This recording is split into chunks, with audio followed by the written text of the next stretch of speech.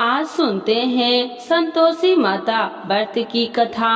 तो एक बार बोलिए प्रेम से संतोषी माता की जय, भगवती माता की जय।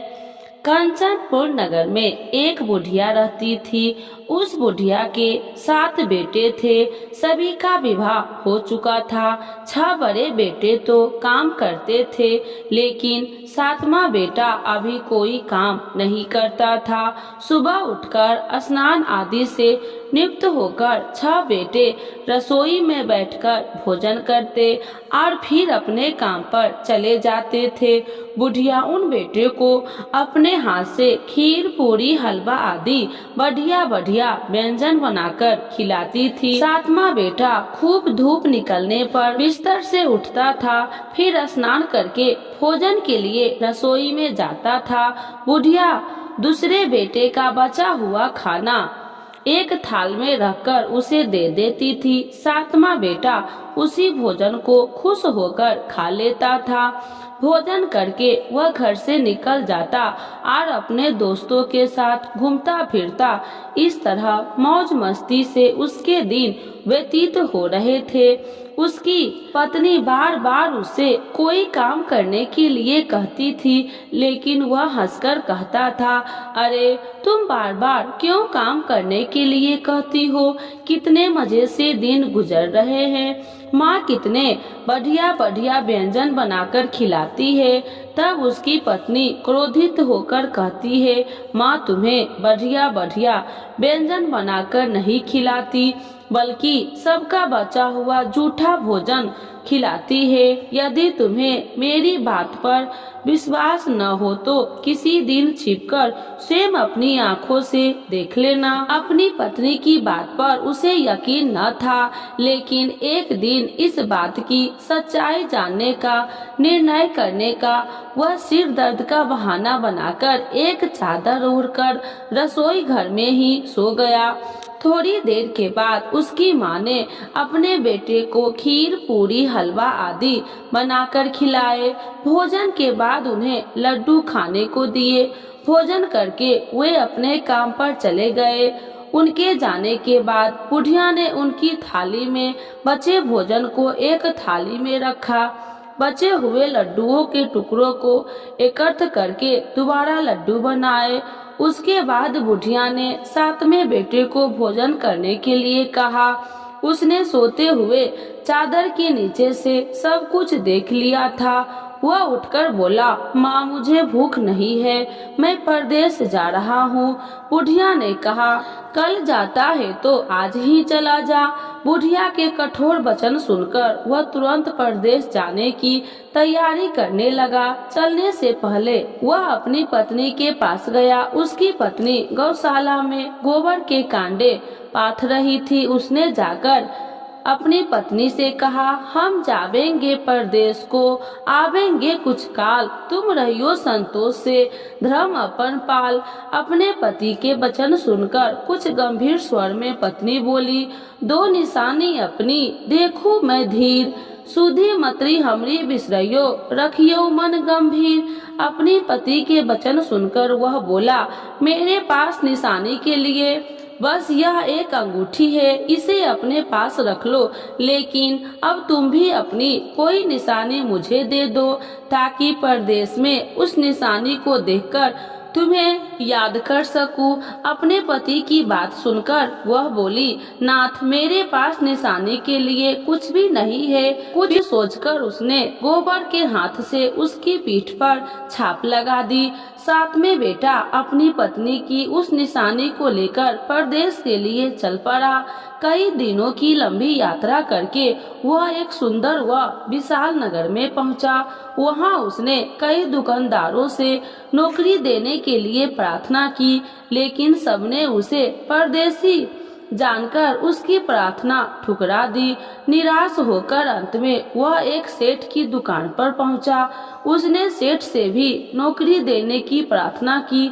सेठ को एक नौकर की जरूरत थी। उस सेठ ने उसे तुरंत नौकरी पर रख लिया। उस दिन उसकी बहुत बिक्री हुई और वह उस लड़के से बहुत खुश हुआ। कुछ ही दिनों में उसने सेठ का सारा काम संभाल लिया। उसके व्यवहार से आने वाला ग्राहक बहुत प्रसन्न थे। सेठ का व्यवसाय तेजी से चलने लगा। उसने उसकी मेहनत और ईमानदारी देखकर उसे अपना हिस्सेदार बना लिया। कुछ ही महीनों में उस लड़के ने बहुत सा धन कमा लिया। संयोगवश कुछ समय बाद सेठ को उस नगर को छोड़कर दूर किसी नगर में जाना पड़ा। अतः सेठ अपना हिस्सा लेकर दुकान उस लड़के को देकर चला गया। अब सारे व्यवसाय का मालिक वह लड़का बन गया।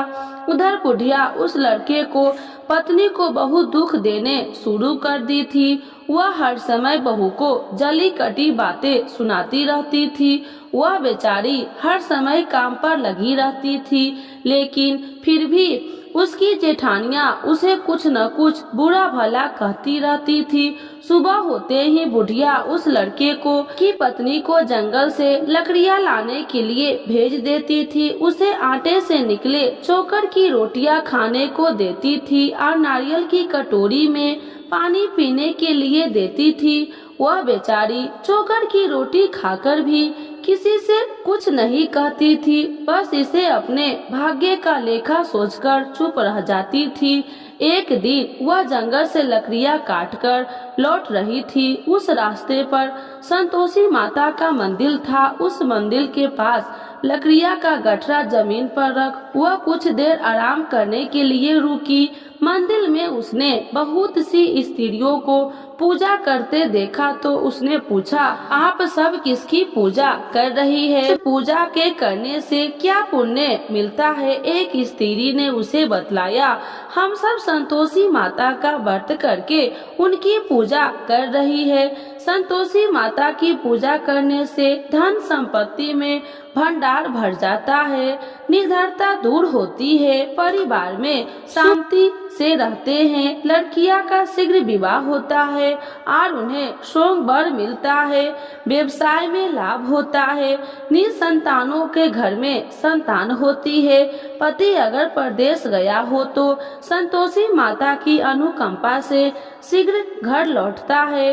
न्यायालय में कोई मुकदमा चल रहा हो तो उसमें जीत होती है, धन संपत्ति में बढ़ोतरी होती है, पारिवारिक कलेश नष्ट होती है, व्रत करने वाले स्त्री पुरुष को संतोष मिलता है, सभी मनोकामनाएं पूरी होती है। स्त्रियों से माता के व्रत के बारे में इतना सुनकर उसने व्रत करने की विधि भी पूछी। तब एक बूढ़ी स्त्री ने उसे बताया, संतोषी माता का व्रत करके गुड़ और चने का प्रसाद बांटकर स्वयं भी प्रसाद ग्रहण करना कभी नहीं भूलना। संतोषी माता गुड़ और चने से की गई पूजा से प्रसन्न होती है। संतोषी माता का व्रत शुक्रवार को ही किया जाता है। शुक्रवार को सूर्योदय से पहले उठे, स्नान आदि से निवृत्त होकर संतोषी माता के मंदिर में जाकर पूजा करके व्रत कथा सुननी चाहिए। मंदिर में न जा सको तो घर के किसी कमरे में संतोषी माता की मूर्ति या चित्र रखकर छोटा सा मंदिर बनाकर पूजा करनी चाहिए। व्रत करने वाले व्यक्ति को उस दिन कोई भी खट्टी चीज या खट्टा फल नहीं खाना चाहिए। घर में भी किसी को खट्टी चीज नहीं खानी चाहिए। संतोषी माता के व्रत के बारे में सभी बातें पूछकर साथ में बेटे की बहू ने मन में निश्चय किया कि आज सारी लकड़ियां बेचकर गुड़ और चने खरीदकर आने वाले शुक्रवार को संतोषी माता की पूजा अभ्यास करूंगी। उसी दिन उसने लकड़ियां बेचकर गुड़ और चने खरीदे। शुक्रवार को सूर्योदय से पूर्व उठकर उसने स्नान आदि किया। फिर एक कलश में स्वच्छ व ताजा जल भरकर चने और गुड़ के साथ जंगल की ओर चल पड़ी। रास्ते में संतोषी माता के मंदिर में जाकर उसने संतोषी माता की विधिवत पूजा की और व्रत कथा सुनी। फिर संतोषी माता के चरणों में सिर रखकर प्रार्थना की, हे माता, मेरे कष्ट दूर करो, मैं हमेशा तुम्हारी पूजा करूंगी। मेरा पति परदेश से स्वकुशल लौट आए। संतोषी माता का स्मरण करते हुए उसने आसपास वाले को गुड़ और चने का प्रसाद बांटकर थोड़ा सा प्रसाद स्वयं भी ग्रहण किया।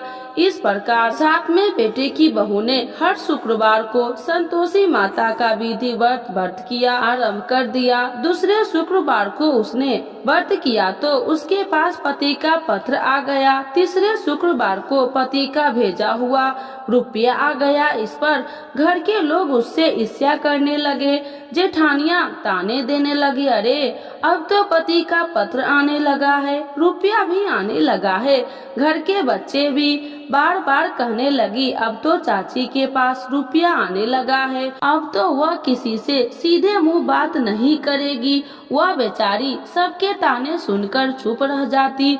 वह हर शुक्रवार को संतोषी माता के मंदिर व्रत करने और कथा सुनने के बाद उनके चरणों में सिर रखकर प्रार्थना करती, हे माता, मैंने आपसे धन नहीं मांगा था, मैंने तो अपने पति के सकुशल लौटने की प्रार्थना की थी। एक दिन उसकी प्रार्थना सुनकर संतोषी माता ने प्रसन्न होकर कहा, जा बेटी, तेरी मनोकामना पूरी होगी, तेरा पति शीघ्र ही घर लौटेगा। वह बेचारी संतोषी माता के वचन सुनकर खुशी खुशी घर लौटी। उधर सातवां बेटा दुकानदारी में इतना व्यस्त हो चुका था कि उसे अपनी पत्नी और घर का कोई स्मरण नहीं था। दुकान के काम से उसे फुर्सत ही नहीं मिलती थी।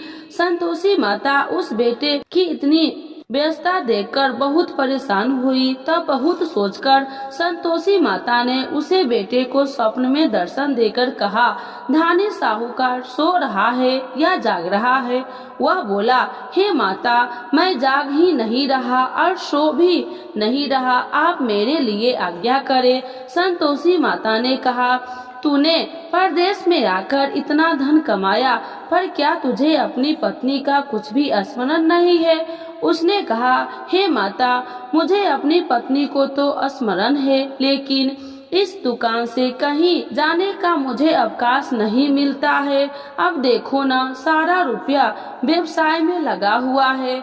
जब तक सारा रुपया वापस नहीं आ जाता, मैं अपने घर कैसे जा सकता हूँ?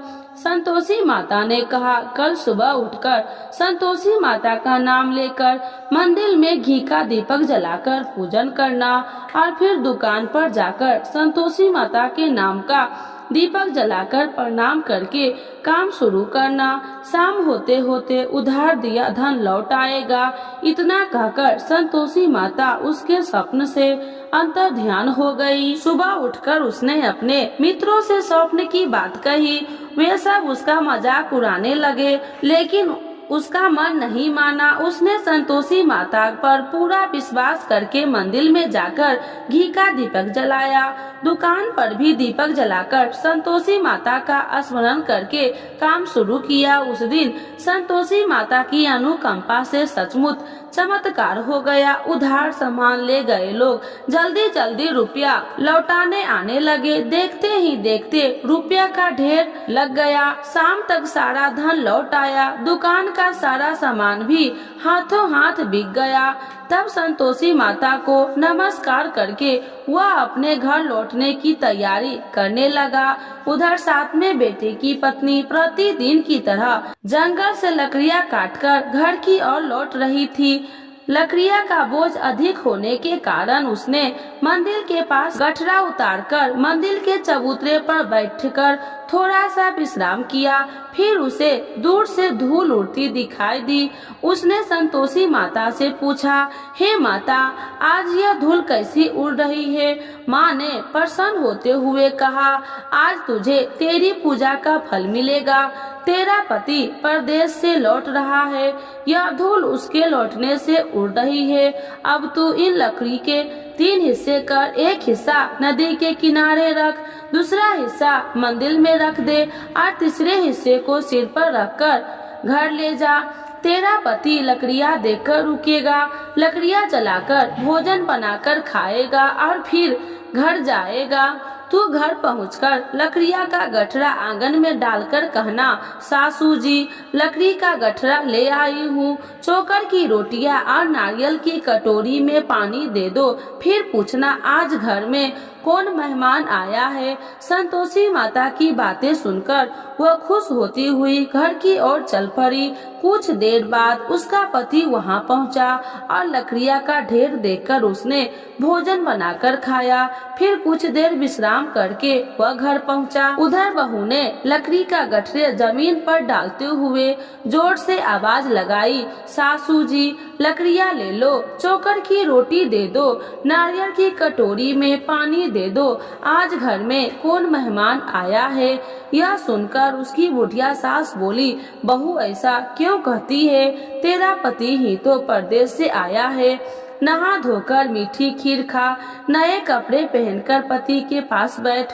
उसके पति ने कमरे की खिड़की से सब कुछ देखा और सुना। उसने कमरे से बाहर आकर भिखारी की तरह खड़ी अपनी पत्नी को देखकर कहा, माँ यह औरत कौन है। माँ ने कहा, बेटे यह तेरी बहू है, जब से तू परदेश गया है तभी से इसने ऐसा हालत बना रखा है। सारा दिन गांव में ऐसे ही जानवरों की तरह घूमती फिरती है, घर का कोई काम नहीं करती और नारियल की कटोरी में पानी मांग रही है। सातवां बेटा गंभीर होकर बोला, माँ मैंने इसकी सारी बातें स्वयं कानों से सुनी है, मुझे बराबर वाले दूसरे घर की ताली दे दो, मैं उसी घर में रहूंगा। बुढ़िया माँ ने उस बेटे की दूसरे घर की ताली दे दी। वह अपनी पत्नी के साथ उस घर में आनंद से रहने लगा। उसके पास धन की कोई कमी न थी। उसने घर को महल जैसा सुंदर बना लिया। अगले शुक्रवार को उसकी पत्नी ने कहा, प्राणनाथ मैं संतोषी माता का व्रत करती हूँ। संतोषी माता की अनुकंपा से ही मेरे सब काम पूरे हुए हैं। अब मैं व्रत का उद्यापन करना चाहती हूँ। पति ने कहा, अभ्यास उद्यापन करो, मैं उद्यापन के लिए सब सामान एकत्र करता हूँ। बहू ने अपनी जेठानी के लड़कों को भोजन के लिए बुलाया। सभी जेठानी उसकी धन संपत्ति और वैभव से ईर्ष्या करने लगी थी। जेठानियों ने अपने बच्चों को सिखा दिया कि तुम भोजन के समय खट्टी चीजें मांगना। वे नहीं चाहती थी कि उसका उद्यापन पूरा हो सके। संतोषी माता की पूजा के बाद जब बच्चों को भोजन करने के लिए कहा गया तो सब खटाई मांगने लगे। बहू ने कहा, खटाई किसी को नहीं मिलेगी। तब सभी बच्चे उससे पैसे मांगने लगे। बहू उसकी बुरी भावना के बारे में कुछ नहीं जानती थी। उसने बच्चे को पैसे दे दिए। बच्चे दौड़ते हुए बाजार में गए और इमली लेकर खाने लगे। बच्चे को पैसे देने और उनकी इमली खाने से संतोषी माता क्रोधित हो गई। उनके प्रकोप से उसी समय राजा के सैनिक सातवें बेटे की दुकान पर पहुंचने और उसे पकड़कर ले गए। भोली बहू रोने लगी। जेठानियां ताने देने लगी, अरे बेईमानी से कमाकर धन लाया था, इसीलिए राजा के सैनिक पकड़कर ले गए। अब बंदीगिरी में रहना पड़ेगा, साथ ही राजा सारा धन भी छीन लेगा। सातवें बेटे की बहू रोती हुई संतोषी माता के मंदिर में गई। उनके चरणों में सिर रखकर प्रार्थना करने लगी, हे संतोषी माता मुझसे कौन सी भूल हो गई, आपने किस अपराध की इतनी बड़ी सजा दी है। संतोषी माता ने तुरंत प्रकट होकर कहा, बेटी तूने उद्यापन में बच्चे को पैसे देकर बहुत बड़ी भूल की है। उन पैसों से बच्चों ने खटाई खाकर तेरे व्रत को नष्ट कर दिया। बहू रोते रोते बोली, माँ मुझे क्षमा कर दो, मैं बच्चों की बातों में यह सब भूल गई थी। अब मैं दोबारा उद्यापन करूंगी, अब कोई भूल नहीं करूंगी। संतोषी माता ने कहा, जब तू दोबारा विधिवत उद्यापन करेगी तो तेरी मनोकामनाएं अवश्य पूरी होगी। मंदिर से घर लौटते हुए रास्ते में उसे उसका पति वापस आता हुआ मिल गया। बहू ने पूछा, राजा के सैनिक आपको क्यों पकड़ कर ले गए थे। वह हंसते हुए बोला, मैंने इतना धन कमाया था उसका कर टैक्स नहीं दिया था, इसलिए राजा ने मुझे बुलाया था। अगले शुक्रवार को उद्यापन के लिए बहू ने लड़के को भोजन के लिए बुलाया। उधर जेठानियों ने पुनः अपने लड़कों को भोजन में खटाई मांगने के लिए सिखा दिया। संतोषी माता की पूजा के बाद गुड़ और चने का प्रसाद बांटकर बहू ने स्वयं भी प्रसाद ग्रहण किया।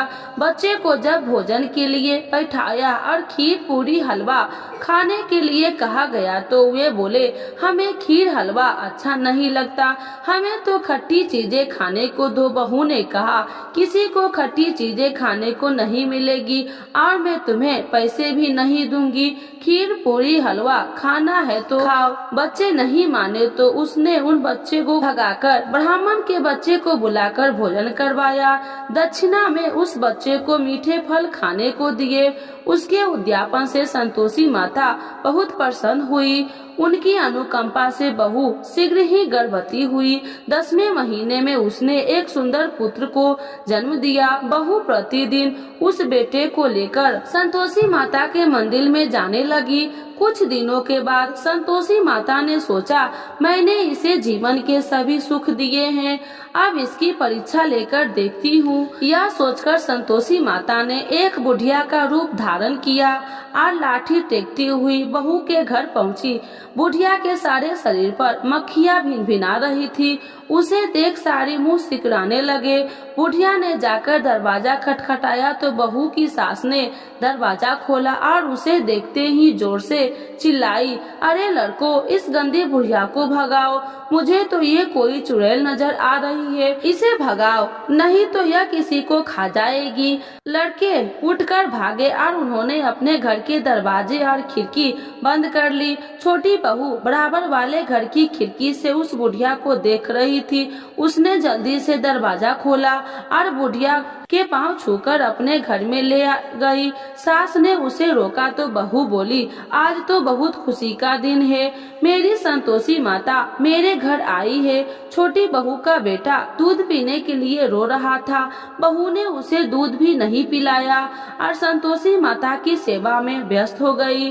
बुढ़िया सास क्रोध में बहू को बुरा भला कहने लगी। बहू बोली, सासू माँ, आज मेरी संतोषी माता मेरे घर आई है, इनका व्रत करने से ही मेरे घर में इतनी खुशियाँ छाई है। इतना सुनते ही सब उस बुढ़िया के पास दौड़ते हुए आए और उनके पांव छूकर क्षमा मांगते हुए बोला, माँ हमें क्षमा कर दो, हमने आपको पहचानने में बहुत भूल की है, हम आपके व्रत की विधि नहीं जानते हैं। हे माता, अब हम भी आपका व्रत किया करेंगे। उन लोगों की प्रार्थना सुनकर बुढ़िया का रूप धारण किए संतोषी माता प्रसन्न हुई और उन्होंने संतोषी माता के व्रत की विधि बताई। बुढ़िया से व्रत की विधि जानकर संतोषी माता के व्रत करने से उन सब की मनोकामनाएं भी पूरी हुई। उनके घर में धन की वर्षा होने लगी। बुढ़िया के सभी बेटे का व्यवसाय खूब तेजी से चलने लगा। धन संपत्ति के भंडार भरने लगे।